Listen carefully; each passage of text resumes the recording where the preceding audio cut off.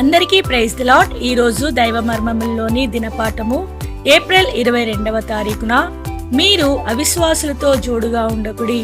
2వ కొరింథీయులకు రాసిన పత్రిక 6వ అధ్యాయము 14వ వచనము. చాలా నెలలు ప్రార్థించిన తర్వాత ప్రభువు నాకొక భయమును గొల్పు వర్తమానం అనుగ్రహించెను. హిందూ దేశం యొక్క అన్ని ప్రాంతములకు వెళ్లి నా నామము పెట్టుకున్న ప్రతి ఒక్కరూ అతడు విద్యావంతుడైనను విద్యాహీనుడైనను సరే ఒక పరిశుద్ధ గ్రంథపు ప్రతిని సంపాదించుకున్నట్లు చేయుము. వారు నా నామమును ధరించిన వారైతే తప్పక ఒక బైబిలు ప్రతి వారికి ఉండవలెను. రెండవదిగా వారెట్లు దాన్ని ఉపయోగించుకొనవలెనో నేర్పించుము. మూడవదిగా ప్రార్థించుటకు వారికి నేర్పుము. వారి అక్కరల కొరకు ఎట్లు నా యొద్దకు రావలెనో నేర్పుము అని బహు తేటగా దేవుడు నాతో చెప్పెను. ఇది చాలా తేలికగా కనిపించవచ్చును, అయినను ఆ వర్తమానమునిచ్చుటకు నేను చాలా భయపడితిని. ఒక నమూనా లేకుండా భవనమును నిర్మించలేము.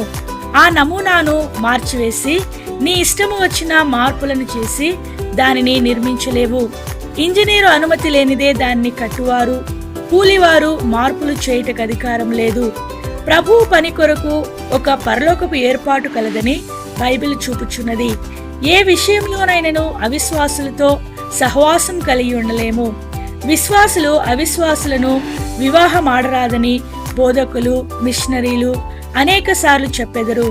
మీరు తిరిగి జన్మించిన క్రైస్తవులైతే మీరు వివాహమాడబో వ్యక్తి తిరిగి జన్మించి ఉండనట్లు చూచుకునుడి అని వారు చెప్పుదురు.